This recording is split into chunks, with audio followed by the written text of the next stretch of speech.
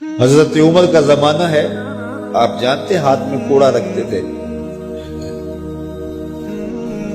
تو آپ جا رہے تھے، ایک شرابی تھا، ہاتھ میں اس نے بوتل شراب کی پکڑی تھی، گلی کا موڑ کاٹا اس نے تو آگے حضرت عمر نظر آئے۔ حضرت عمر تو موقع پہ سزا دیتے تھے، ہاتھ میں درہ پکڑا ہے تو اس نے دل ہی دل میں کہا مالک عمر کے قہر سے بچا لے، پکی توبہ کرتا ہوں آج کے بعد شراب نہیں پیوں گا، اور جلدی سے وہ شراب کی بوتل بکل میں بغل میں دبا لی۔ حضرت عمر بھی سر پہ پہنچ گئے اور جھڑک کے کہا کہ یہ تیرے پاس کیا ہے؟ تو ڈرتے ہوئے کہا حضرت سرکہ ہے۔ تو عمر سے کہا نکال، تو جب نکالا تو واقعی سرکہ ہو گیا تھا۔ جو رب شراب کو سرکے میں بدلنے پہ قادر ہے، وہ رب گناہوں کو نیکیوں میں بدلنے پہ بھی قادر ہے۔ تو اس کے در پہ کوئی آئے تو صحیح، جھولی پھیلائے تو صحیح، ہم تو مائل بکرم ہیں، کوئی سائل ہی نہیں، راہ دکھلائیں کسے راہ روے منزل ہی نہیں۔ کوئی اس کی دہلیز پہ تو آئے، اس کی چوکھٹ پہ تو آئے، بلکہ اس کی رحمتیں تو بہانے ڈھونڈتی ہیں۔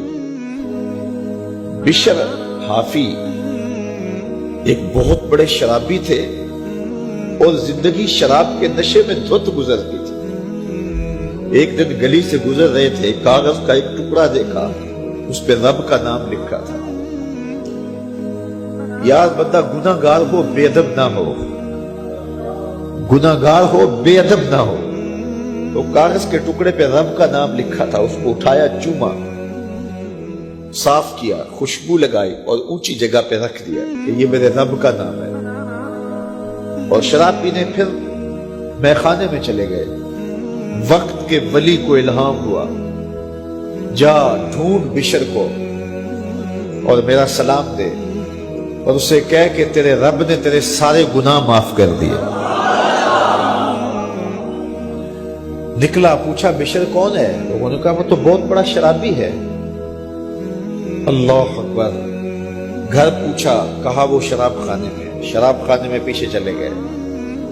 وقت کا ولی اللہ شراب خانے کے دروازے پہ دستک دے رہا ہے۔ اندر سے آواز آئی، کون؟ نام بتایا، کہا میں بشر کو ملنا چاہتا ہوں۔ کہا وہ تو نشے میں دھت پڑا ہے۔ ساقی میخانہ نے کہا کہ وہ تو نشے میں دھت پڑا ہے، کہا اسے ملنے آیا ہوں۔ اس نے جا کے کہا کہ باہر تیرا کوئی مہمان ہے۔ تو بشر نشے میں ہی ڈولتا ہوا ننگے پاؤں دروازے پہ آیا۔ اللہ کا ولی کھڑا تھا۔